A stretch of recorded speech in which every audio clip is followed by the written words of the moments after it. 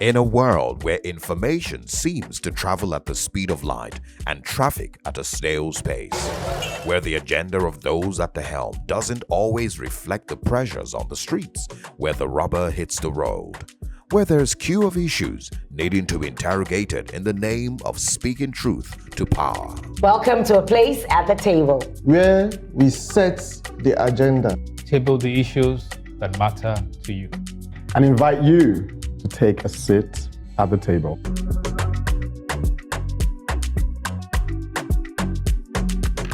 Welcome to a place at the table where we take on key issues that matter to all of us. I will be tabling for our consideration today mergers and acquisition. Of what? Well, you'll have to wait to find out. Mergers and acquisitions. It sounds like a matter for the movers and shakers. I'm calling it into question the capacity of these men and women of stature when it comes to being charitable. However, viewed from another perspective, distribution of power or wealth isn't a matter of handouts. We have to apply ourselves to it. I'm saying, why wait till 2027 when there's so much work to be done today? Well, Bright, I'm not sure there's so much waiting. Recently, an ex-governor spinned a conspiracy that some are actually plotting towards 2031 already. Well, today I'm speaking about a different kind of conspiracy and why we should focus on regulating pharmaceuticals. Andy, some might say that right actions speak louder than ignorant words. So, now we know that the 1966 coup was not an Igbo coup. What rightful actions of reparation ought to follow? We did say that we will be tabling the issues that matter, didn't we? Put another way, you are in the happening place. Time to talk mergers and acquisitions after the break.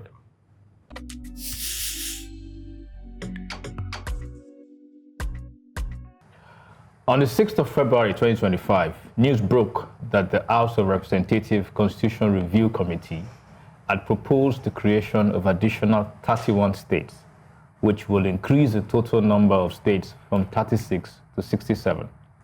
The committee proposed 6 new states in the North Central, 4 in the Northeast, 5 in the Northwest, 5 in the South-South, and 7 in the Southwest. Section 8 of the 1999 Constitution says that for a request for a new state to be entertained, it must be supported by at least 2/3 majority of members representing the area in the Senate, the House of Representatives, the House of Assembly, and the local government councils. Subsection B prescribes that this proposal must be approved in a referendum by at least 2/3 majority of the people of the area, and the result of the referendum is then approved by a simple majority of all the states of the Federation. Surely, going by this requirement, it will be difficult to see how this proposal for 31 new states will come to reality. Now, those clamoring for state creation hinge their request on marginalization and discrimination by dominant ethnic groups in their respective states. Do they have a point? Yes, but there's no guarantee that state creation will solve problems, especially since this was the same basis for the creation of 36 states in the first place. While there is an argument for equity with regards to the Southeast states, the bigger argument, in my opinion, is that of the economic viability of states. According to the Economic Confidential, only 7 states, namely Lagos, Ogun, Rivers, Kaduna, Kwara, Oyo, and Edo, are economically viable in Nigeria as of 2022. Many states are moribund and insolvent. They should be offering themselves for merger and acquisitions. Many are struggling to pay salaries and pensions, and many are also grappling with overhead costs exceeding 80% of income. It's shocking that at the time we should be reducing the size of government, we are considering ballooning it. This is why my suggestion to the Constitutional Review Committee is a constitutional amendment to include mergers and acquisition of non-viable states in the Constitution? I think generally I would say I do not support creating more states, but if I would support it, I would say 2 in the southeast, 1 in every other region apart from the northwest. So we have 7 in every region. So just equity. Yes, and then not just the equity in terms of number of states. There's a balance in the National Assembly. It has implications for representation at the National Assembly. So if I would at all, and then the issue of economic viability, actually, studies are actually done before a state is created to ensure that it's able to stand on its own. So these states are not viable, not because of lack of potential, but because of lack of leadership. We're good at fixing the symptoms, not the real problem, right? We find excuses to run away from the problem, because I don't see the point of creating more states. We're the ones that we already have and really not functioning properly. If we have structures in place that hold leaders accountable, especially when it comes to the House of Representatives, which is part of my talk today, to actually do what they're supposed to do, we will not have the need or have a reason to want to create more states. So I feel like we have people in the House who really do not understand the cause of the problem, and they're just trying to look for a quick solution to solve the symptoms of the problem, not the real cause. I mean, for me, the question I ask is, so where does it end? Okay, so I'll give you an example. Now, I come from Ogun State, and Ogun State is basically split into what you call the Egba, Yewa, and then the Ijebus. But and so they're trying to split it into 2 to have the current Ogun State stay with the Egbas, and then you have the Ijebu Remo states. But even among the Ijebu Remos, you have a split there. So the Remos will say they're not Ijebus, okay, and they want their own state after a while. It's sad that we mouth unity and cohesion, but our hearts are so far from unity and cohesion. Tell me what we're going to gain from having 31 states added to the present 36 states. But chaos. Already we focus too much on federal allocations. So what's going to happen to the next 31 states? They're going to add to the 36, and then what's going to happen to federal allocation? It will never be enough. That's one. Secondly, I'm glad we're talking of a referendum. I didn't think that was possible in Nigeria. It's in the Constitution, I think. So why have we not been using referendum for some critical, decisions we've been making? That's by the way. But I think mergers and acquisitions of non-viable states is going to be controversial. So which state is going to be merged with another state? Certainly not my state. So it's not going to work. It's dead on arrival. It's not going to work. I think I want my own state now too. Just me. I think the problem that we're having is many times we focus on entitlement and sharing of resources. And I think when people are clamoring, a lot of it has to do with the feeling that they're not getting the dividends of democracy. Sometimes also that they're not so close to the power base, maybe to abuse or to take advantage of the power that comes from either being the governor or being close to the governor, or the things that come with the accoutrements of power. And if we, as you have mentioned, if we keep dividing according to ethnicity, where are we going to go? If we could focus more on running the nation like a republic, I suspect that these clamorings will be lessened. Because right now, what you have is the central power, where everybody's waiting for allocation from the federal government. Sure. The states are not viable, or would I say they're not producing, because you're saying that they are viable, but they're not producing. But imagine if the local governments were actually operating the way they were supposed to operate. The state governments were more independent or more powerful, were able to get things done. And the power is just flowing out the way it really was meant to be as a republic. Different councils would be working the way they ought to work. A local government chairman should be able to do the roads, do certain things, and feel like, okay, my local government is only going to be my ethnicity. It won't be different ones. So that power base is closed. So I think the thing would be to deal with the dysfunction rather than creating more states. And I support consolidating. Yeah, you know. I suppose that's another word, consolidate. So which state will be consolidated? Start now so they can hold you by the neck. Okay, look. In the private sector here, so we have what you call shared center, okay, where shared service centers. So instead of duplicating cost, you create one center that is able to provide services to men. So reality today is that a lot of states are not viable. Like which one? Like which one? If the government was run more in terms of the regions being the stronger bits like it was before, so that the entities are those regions, so the development would be within a region. You know how you have the development agenda of Western Nigeria done? I believe they've done like a Southeastern Commission or something like that. Yeah, they have that. Yeah. There will be less duplication. So if I have an airport, then you can have something else and we all work together. The law of increase presumes that we would first have to be faithful in a little, or we run the risk of multiplying sorrow onto ourselves. Deep. Well, Yinka, like you, I'm asking, what have we done with what has been placed in our hands? I'll begin by speaking to the billionaires amongst us. I mean, amongst us on this table.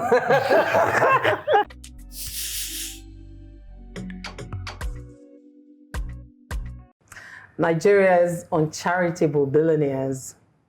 Nigeria is yet to recover from the spectacle that assailed their faces when the nation's former military president, Ibrahim Babangida, launched his now controversial autobiography, The Insanity of the Donations in Billions, in less than 2 hours for a presidential library of all the needs of Nigerians. If anyone was looking for where our values went, it's clearly been found in the attitude of the country's mega-rich. What's the value of a presidential library in a country where many students struggle with paying school fees, while teaching hospitals and universities struggle with funding and electricity bills? Each of those donations could have sorted the infrastructure needs of our teaching hospitals. Imagine if those billionaires had invested in the quality of life of young Nigerians instead of donating to yet another presidential library, only on the map for its size, recording nil in research, innovation, and relevance to the community. Remember what the children of Kano did to the digital center during the bad governance protest in 2024? They looted it. They took fans, chairs, ACs, things that could make life more bearable for them.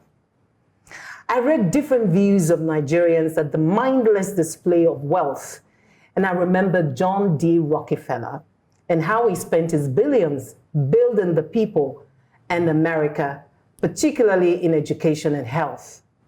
Rockefeller, the father of charitable giving in the United States, said, and I quote, "The best philanthropy is constantly a search for a cause, an attempt to cure evils at their source."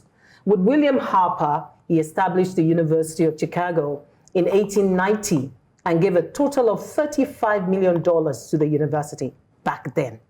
He founded America's first biomedical institute, which metamorphosed into the Rockefeller University. Within a decade of that institute, it created a vaccine for cerebrospinal meningitis, funded the research that led to yellow fever vaccine, hookworm, and so on.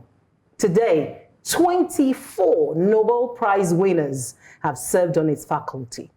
Rockefeller founded schools of public health and hygiene at Johns Hopkins University and Harvard. When he passed at 97 years old, the world could not forget him as an unforgettable giver. Surely, Nigeria's own charitable billionaires have a lot to learn about his life and times. You have you brought Yes, the book so with I have a copy of the book, and I think I'll enjoy reading it following the brilliant review by the former Vice President, Yemi Oshibanjo. But just to say that I think I get the sentiment, Funke, but they are not mutually exclusive, okay? We can do one without doing the other. We can build a library and still donate to developing our communities. And having said that, I think it would be uncharitable if we group all the billionaires. I know in the health sector, where I operate mainly, Dangote Foundation is doing a lot. A chemo there, that his name is difficult for me. AIG is doing a lot. As a matter of fact, Ike and his friends are promoting what they say, adopt a PHC. So each billionaire or each millionaire, whatever, will adopt one primary healthcare center and try to take it to a reasonable standard. The practice worldwide is for presidents, after they leave office, to have their presidential libraries. And we see it in the US, in the UK, in Europe. We've seen it also in Nigeria with Obasanjo's presidential library, which, by the way, is there in Abeokuta. It's open to the public, and people can go there and really, have access. And I think that it's very important to highlight the fact that it's a very good resource to have presidential libraries where we can access their books, their memoirs, their notes, some of the things that ordinarily will not have access to. And the practice usually is that these presidential libraries are not funded through public funds, they are funded through donations. So to that extent, it is okay. The concern that I have, which I think is also your concern, is the insensitivity of the donations in the light of the,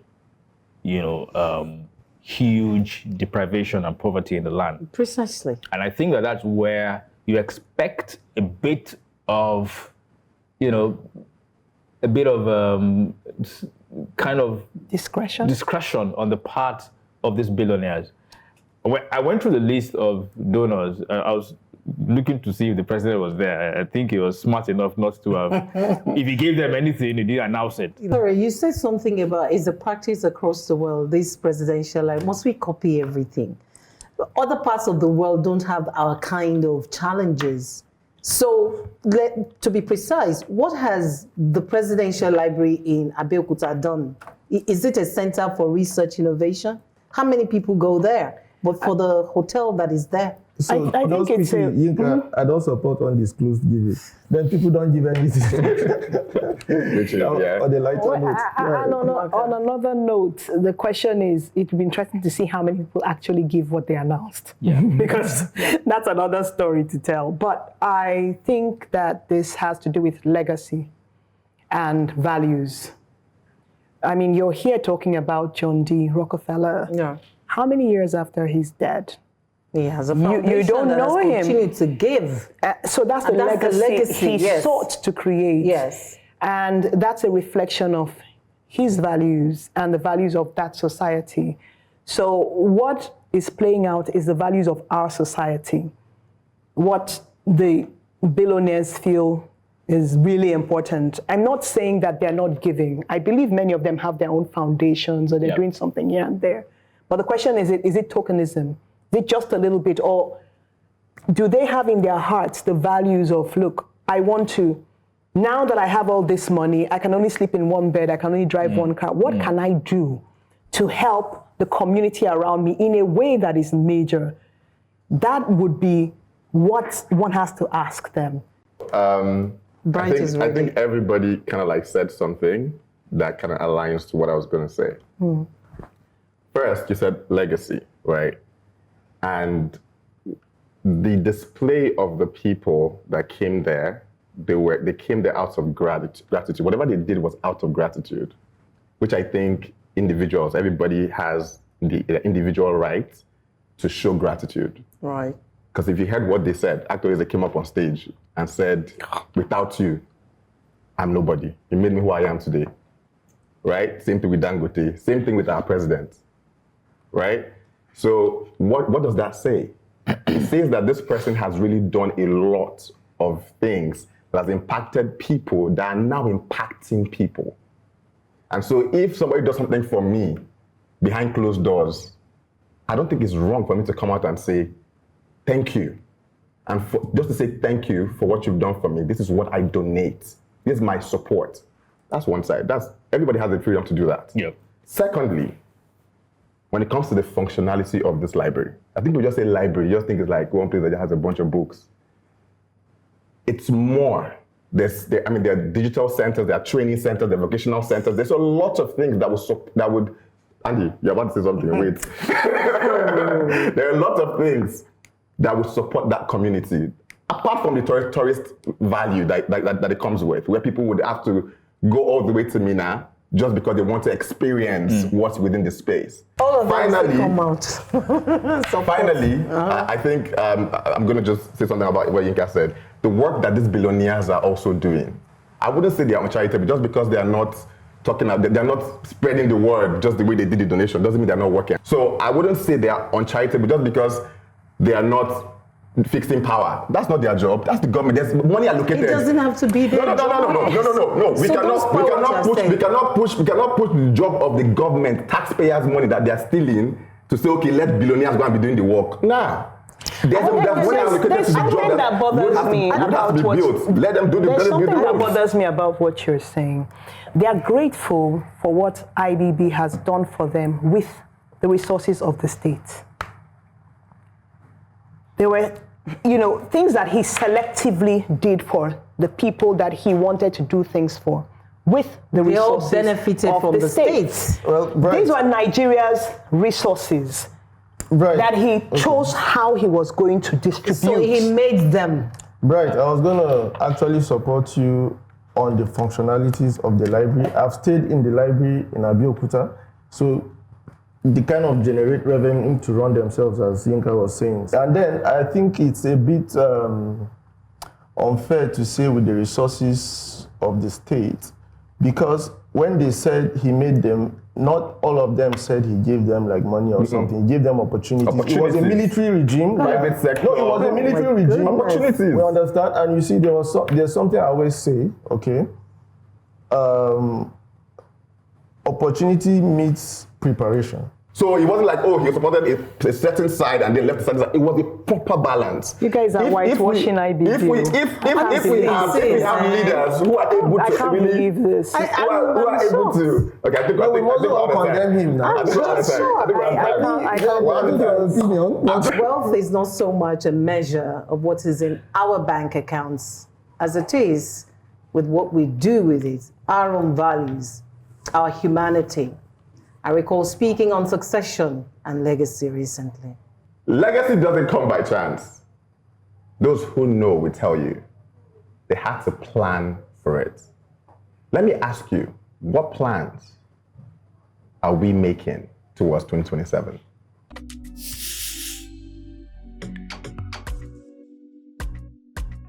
I know what you're thinking. 2027 is still far away. Why are we talking about elections now? But if we wait until election season to care, we'll just be reacting. The time to prepare is now. If we don't start holding our leaders accountable today, we'll wake up in 2027 with the same choices, wondering, how did we get here? And while everyone focuses on the next presidential or president, on the next president or governor, let's talk about the people who actually shape our daily lives. The National Assembly and the State House of Assembly.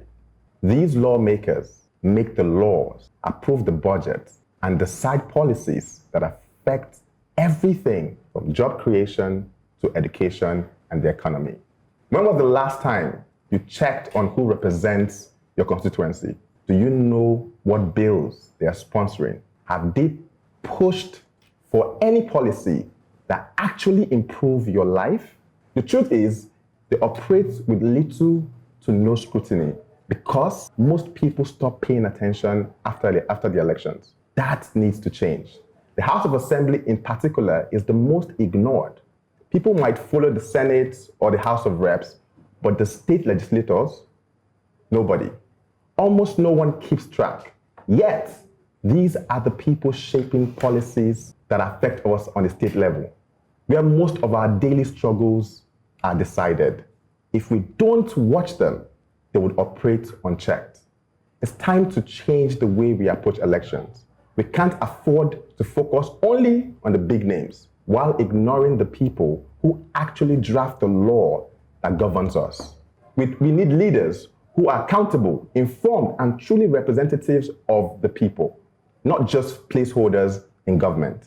So here's the challenge. Start now. Find out who your representative is. Follow their work. Ask questions. Demand transparency, because 2027 is not just about voting. It's about making sure the right people even make it to the ballot in the first place. This isn't just politics. This is your life, your future, and it's time to take control of it now. So, Bright, you raised very important points. Time will not permit me to touch on all, but I will just focus on two things. One is I'll focus on the state houses of assemblies, okay? They're in a pathetic state. If there's anything beyond rubber stamp, that is what most, if not all, with no exception, even though we see some resistance in some states, but majority of them are just rubber stamp. And we must be deliberate, okay, and strategic at improving the quality of persons that go to these state houses of assembly. And part of the issue is, I don't understand why governors get away with pocketing allocations for everyone, judiciary, the legislature, and the local governments. The president does not dare. If in 1 month the president does not share allocation to all the states, you'll be impeached. So why do governors get away with it? I don't just understand it. Bright, you asked a question as you were starting your monologue. You asked, why are we talking about 2027 elections now? The question is, that's because that's who we are. And that's why quite a number of us have been saying, let us have a 6-year tenure instead of the 4 years, so that people actually settle down to work. Because the truth is, they have 4-year tenure, they settle in the first year, second year they're already thinking of elections. The third year, it's elections. The fourth year is elections. They only have 1 year to work. But if we have 6 years, they can actually do some good work in between, and they can say bye-bye to second term, which is always a time of nothing. They really don't have anything to do, other than that's the time they amass wealth for themselves. So really, I think this is the time for us to begin to, you see that referendum you talked about, this is what we should have a referendum on. Like, let us increase the tenure of our governors and presidents and all these people to 6 years instead of 4 years, so they actually can work. That's one. Secondly, I remember, so this is how we remember state assemblies, when they have crises and they're in the news. That's when we remember that they exist, which is not all the time. So really, they just go back and forth. It's 4 years and they're done. So really, I agree with you that we should pay more attention to who they are, what they do. But you asked a question, you said we should demand transparency. And that's why I have a question for you. How do we demand transparency from them? Because they seem to have the yam and the knife. How do they have the yam and the knife? They're the legislators. Whether we like it or not, they're there. I have never heard of any lawmaker who's been recalled. Right, can I quickly say something about the single term? Yeah. I'm totally against that. You see, this small work, the semblance of what they do is because they know they will come back, okay, asking for people's mandate. Give these guys 6 years single term. You're not even going to see one project. No, I don't think so. I don't think so. Most of their second term tenure is the National Assembly, there's no term. Yeah, that's true. There's no term. Like, these guys come back over and over and over. We don't even know how, like, when it comes to the state assembly, how many times, if we actually even have different people. Yeah. Like, I feel like they've probably been there from the beginning till, I mean, for Abuja, this is the first time that somebody else replaced the person that was there. Because the person had been there from the beginning. Do you know what I'm saying? So even that, they need to also put a timeline. You can't have the same people representing us for a long. We're the ones voting them. So are we really voting them? So I think aren't we the ones voting them? Does that actually work? So I think that's one of the things we need to look at, even how we vote, because the ballots have just the parties. So it's difficult to even differentiate. If I want to campaign, how many Nigerians are actually literate and educated to remember each of, the people that have campaigned, their names, if they are written, So I think we need to look at the system of even voting, the electoral process, so that people are not casualties of maybe a mega party. And so people are just voting, this is the symbol that I know, without knowing what people stand for. Exactly. So I think that there needs to be a different way that the electoral process occurs, the way the balloting is or the voting is. Either you'll have the picture of the person or something. So it's not a party, because if people were voting for parties in Nigeria, which is, well, we vote for parties, but then there's no ideology behind the parties in Nigeria. So there's no differentiation apart from who is in power. I think a few months ago, I did an advocacy here for voting records of our parliamentarians. Because today, if I ask you, what's the voting record for Ahmed Lawan, for instance? What's the voting record for our House of Reps? Nobody knows. You don't know what they stand for. So how can you come back? Because in your advocacy, you say ask questions, demand transparency. The question is, what transparency? So we need to be able to make sure that we can see from a data-driven perspective what they stand for in terms of the economy, in terms of taxation, in terms of GBV, whatever it is. Let's know what they stand for, and their voting records tells that easily. So we must support entities like Budget, for instance, who are collecting data, all right, and trying to analyze and telling us a story. So we must be able to get this thing. It helps the citizens. Now, Andy talked about why is it that the subnationals get away with what it is. It's our constitution. It's the way the constitution is designed, that we have emperors as state governors. The power of state governors in Nigeria is more than the president. In reality, they can get away with whatever they want to do in their states, and they have the constitution to back them, which is the reason why the Supreme Court can give a ruling on local government autonomy, and a governor can say, that's your opinion. Yeah. So we have to look at constitutional amendments to make sure that there is, the right protection for local government councils, all right? It needs a constitutional amendment. All these things that we're trying to do with the Supreme Court, trying to come in with rulings, it won't work. There needs to be proper constitutional amendment that gives power to local government. And when there's power at that level, nobody cares what the federal government is doing or not doing. If the local governments are empowered, I think there will be less clamoring for more states. Sure. Yeah. Definitely. Planning for the future has to be founded on applied knowledge. Without these, we're simply hoping for the best and probably preparing to settle for the worst. Yeah, Bright, they say knowledge is power. Last time I was on the show, a panelist claimed one case of malpractice by one company is enough evidence of malpractice by all companies. Who was that? To which another panelist quickly said, not enough sample size. But today we'll do some analysis and let you, the viewers, decide.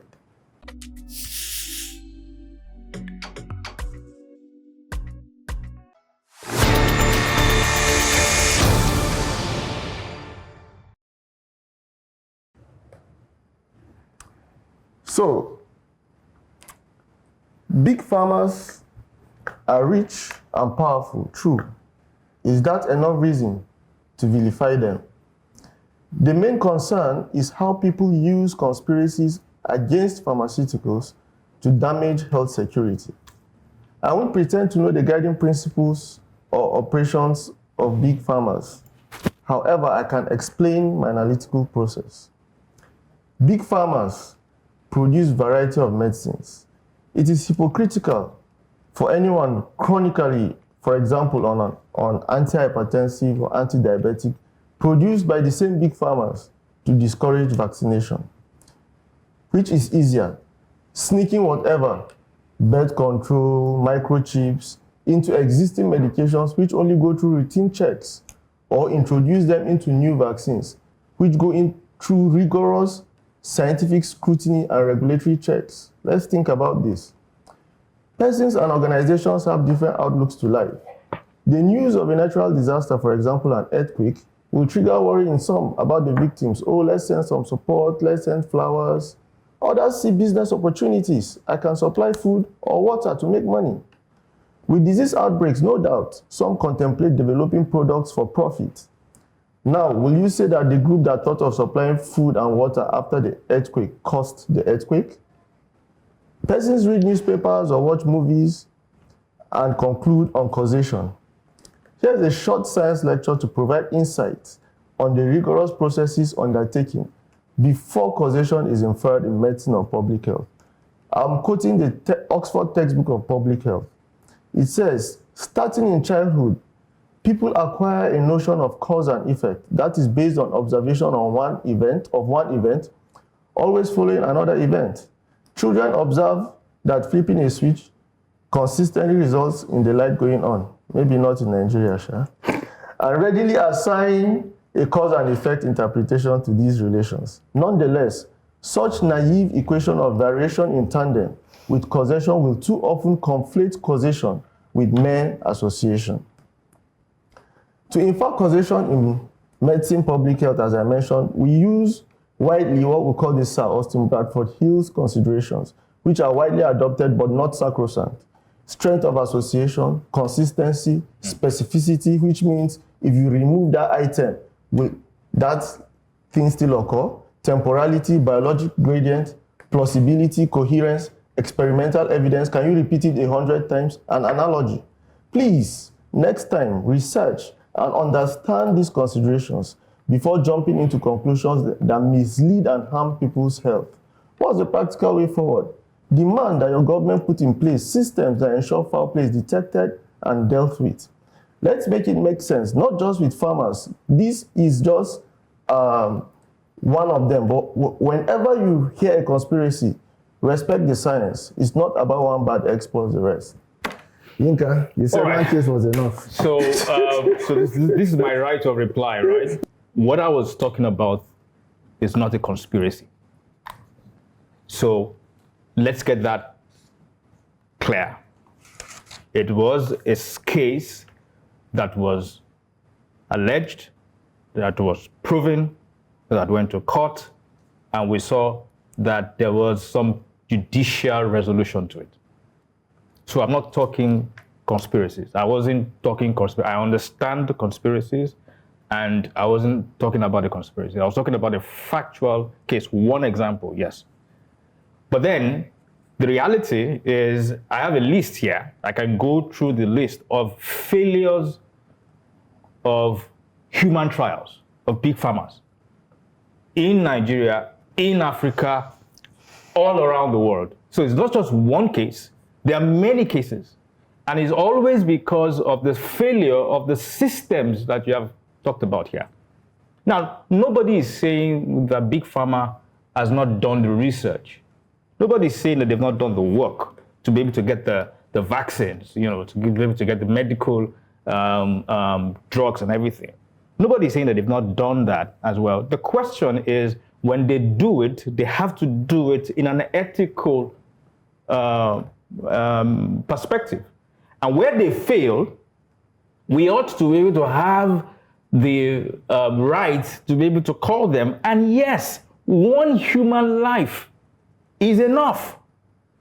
So the point I'm making is the fact that we should not, in the name of because they've done good, all right, we should not hold them accountable when they do what's not. They're not supposed to do. One case is Sorry, let me finish. You had your let me finish. Andy, you said you had 2-3 minutes to say it. Let me finish my own because you addressed it to me, and I've been very, I'm responding to you.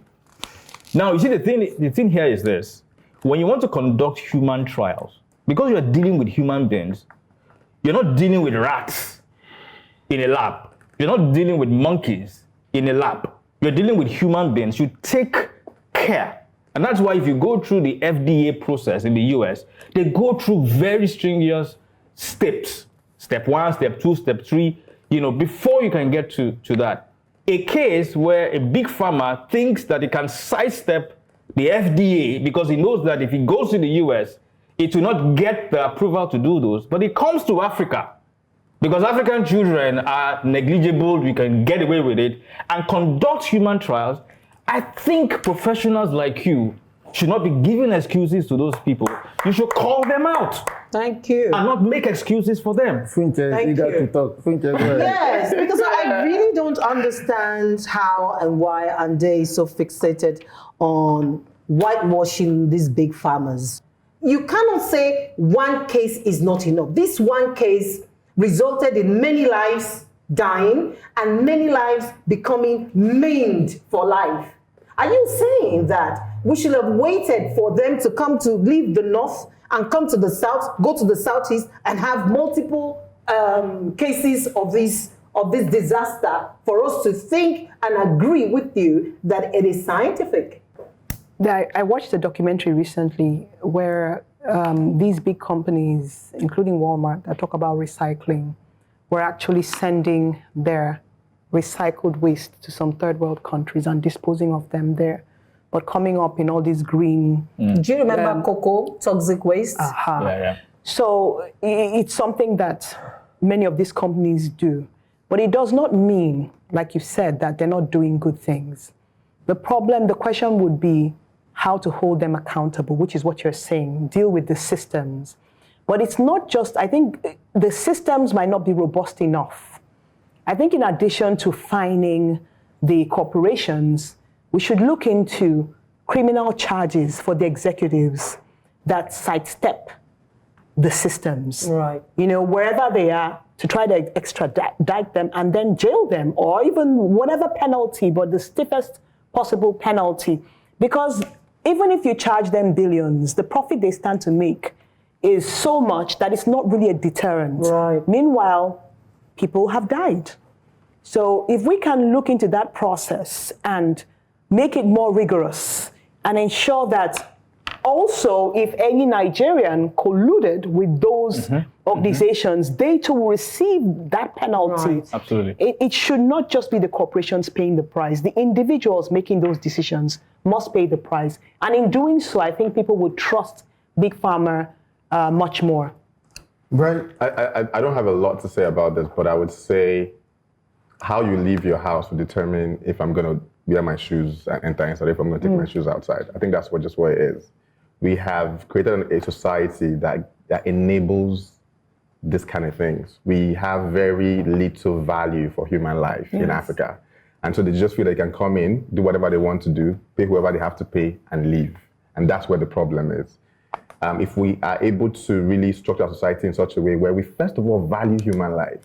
Yes. Just because somebody is poor doesn't mean they're not valuable, right?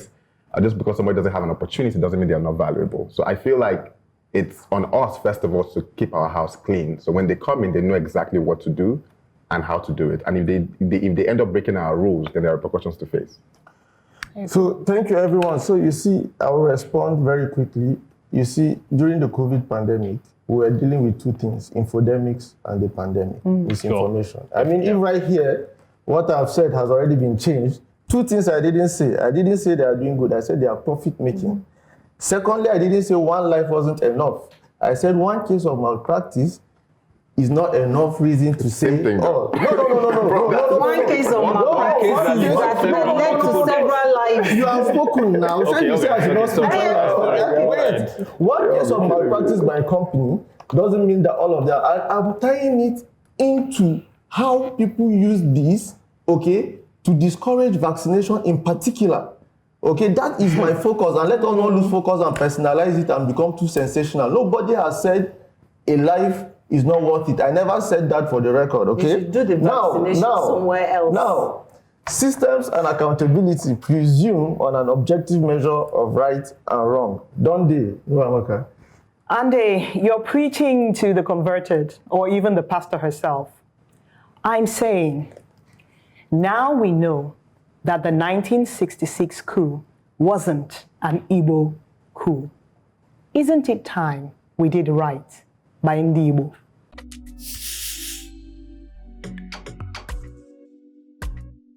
In recent developments from former dictator and former president of Nigeria, retired General Ibrahim Babangida, admitted in his memoir that the 1966 coup was not an Igbo coup. The coup, through propaganda, was billed an Igbo coup, leading to the mass slaughter of Igbos in a pogrom that shocked the world. While they fled the slaughter in trains, the trains were stopped and pregnant women were slaughtered, their babies taken out of their wombs and sand stuffed in their bellies. I saw these pictures in shock when I was about 10 years old in a book called Organized Pogrom, The Organized Massacre of Eastern Nigeria. This book was published in 1966, before the war. This led to the Igbos returning to the southeast and declaring independence from Nigeria, and then ensued a 3-year civil war, which ended in 1970 in the defeat of the Igbo nation. Over 3 million Igbos died. After the Igbos surrendered, each Igbo depositor was given £20 in exchange for their Biafran currency, regardless of how much money they paid in. Then came the indigenization decree that forced foreign entities to sell majority ownership to Nigerians. No Igbo man had the resources to partake of this bounty. Today, well-meaning and peace-loving Nigerians advocate for the forgiveness of Igbos so that we can progress in unity, which is ironic for a nation that should be seeking forgiveness from the Igbos. All this from propaganda-driven hatred that tore apart the fabric of a juvenile nation. It is clear that national policies marginalize the Igbos and Southeast Nigeria. Infrastructure development has been systematically withheld. No infrastructure for ports and roads in the Southeast. Yet, billions are spent on other parts of the nation with borrowed funds backed by the federal government. We must change our national policies to compensate the Igbos and bring equity, primarily through infrastructure development. Rather than run away from the truth, we should set up a war museum that tells the story so that history will not repeat itself. This will bring empathy from other tribes and end the vilification of the Igbos. I'm particularly shocked that, Maka, you read this book that talked about organized pogroms. The pogrom. Before the war. Yes. Which means somebody must have imagined it and written about it, what they were going to do before. It was a photo book. I saw the pictures before the war. Happened before yes, the this war. is what led to the war. That's what led to the war. There was a coup. They must have compiled pictures of... There was a coup, 1966. The coup was billed an Igbo coup. In retaliation, Nigerians began to slaughter Igbos in 1966. So Igbos went back to the southeast and said, we're no longer part of the country to protect ourselves. And then the war came because Nigeria said we won't release them. That's what happened. Okay, so I'm looking at what you said about the War Museum. I know that I've been to the Ojukwu bunkers in Omahia. And if anybody should document what happened during the war, I think it should be the Igbos themselves. Nobody's going to do that for you. So you see, when you say for me, I guess you mean for the Igbos. Yes, of course. That is a huge problem already as a nation for us to say something like that. The fact that we had this conversation now and you did not realize that this pogrom occurred and this is how the war came about is instructive on how much the misinformation has gone far. You know, how far it's gone and how there's a perception that this is what happened in terms of how it was slated. And then there becomes, in quotes, some kind of legitimacy to the vilification of the Igbos, where they say you can't have an Igbo presidency, you can't put Igbos in rule, you can't do certain things. It's because there's a perception that there's something that the Igbos did. No, Amaka, so... You know, this is a very controversial... So the horrors of war cannot be wished away, okay? Certainly not. There needs to be deliberate efforts at reconciliation. And for me, a practical way, for example, I'm not asking for those who had converted their money to the Biafran currency on the Biafran side. People's assets and bank monies were confiscated, especially in Rivers State. Correct. So I'm not even talking about the ones that have converted, or anybody can come and claim something, so that might be difficult. But I'm talking of the ones that left their assets in Nigeria, and Nigeria seized those assets and monies and gave them £20. Those are the ones I'm talking about. Now, a commission can be set up specifically for that. Just like we had the NDDC. You understand? We can set up a commission to look at these issues and start healing properly. Thinking that we will not talk about it and wish it away, it's never going to happen. Okay? However, let's be careful so we don't repeat history. I don't agree with you that underdevelopment is targeted at the Igbos. Now, if you go to my state, the road to my local government, Which state? Erufai said something in his interview recently. Do not punish the North because the Northern president was in power. You think all Northerners were enjoying. The worst road I've applied, Ilorin to Niger, and Niger has 2 past presidents. Okay, so no, I'm not saying there's no underdevelopment there, but you see, these are the kind of narratives I pump. The ports. No, the kind of narratives I pump is What about pushing the forward. ports? And what I'm saying is we should be careful the way we coin it, such that we don't create bitterness in a certain set of people. That's just my observation. I'm going to support what you've said, because, I mean, we have to be very careful of the danger of a single story. You've talked about these currencies, they were given these, but you did not recognize that back here in the West, some people who left houses, their houses were kept for them by the Yorubas. Some of them gave them money, gave them all kinds of, there was a lot of camaraderie for those who returned to Lagos. That is the part of the story that you did not capture. So it is not about, we have to get past these incidents through a reconciliation committee. I've always believed in that. But at the same time, we must be careful to not reignite these sentiments again and to have a robust narrative when we're talking about this post-Civil War. In other words, what you are saying is that, in your observation, there is no marginalization of the Igbos. Is this what you're saying? What I'm saying is, it's a question I'm asking. Marginalization I don't agree there. alone. Structured marginalization of Igbos. I don't So let's agree. talk about the ports. Let's start with the port. We're not a landlocked nation, are we? But the Igbo ports are not the only ports. There's Calabar port that is not working. No, I'm saying we're not landlocked. That's what I'm trying to say. Well, when you spread the map to include some of the South states, and then you begin to now ask, it begins to get into a territory where you begin to ask the question that what is the real border? So it begins to get into very, dicey territory where you find that some people will not agree with you that the borders of the Southeast extend to those borders that we've seen that are drawn.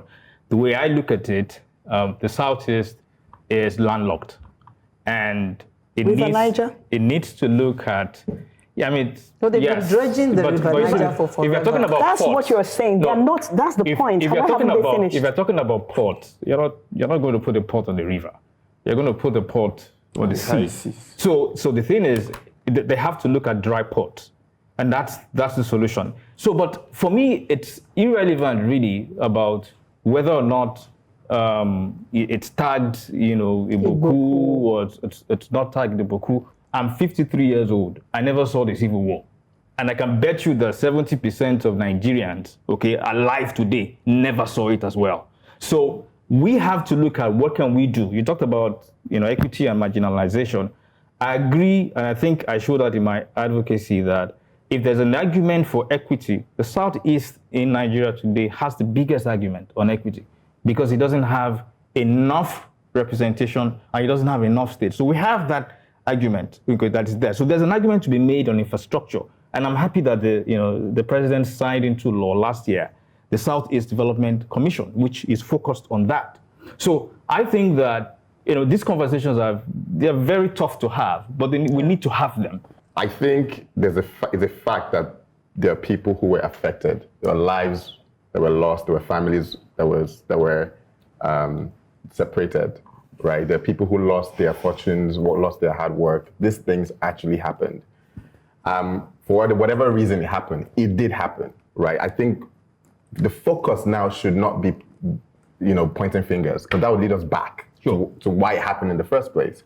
I think the focus now is for us to accept that it happened and then look for a way forward to make sure that everybody at the end of the day gets some kind of, benefit or some kind of, apology. It even starts with an apology. Like accepting that this happened, it even starts with an apology. I would not say that, just throwing it behind, the back and say, okay, yeah, it happened a long time ago. We're not alive when it happened, or we didn't experience it. It did happen. They took out history out of secondary schools, right? I don't know if they brought it back. I remember when I had a meeting with Gowon, and I was like, why? And he said it's because of that. It was because of that civil war. The reason why we don't have history is because of that civil war. Why don't you want to tell the story? So I feel like moving forward, we can sit down on this table and argue about who was right and who was wrong. We were all not there. But the truth is, it happened. People, suffered. There were consequences. And we need to find a way to see how we can, first of all, apologize to those people that were affected and find a way to see how we can get into kind of reparation. Until we value truth above our biases, prejudices, and sometimes unconscious prejudices and selfish interests, we are not ready for the change we so desperately need. Are you ready? We're certainly ready at the table. We're ready. Hey, so join us again. Join us again, same time next week, same channel, where we'll be tabling fresh topics that matter to you and to me. Till then, it's goodbye from us all. Yeah. I think this was the last one, right?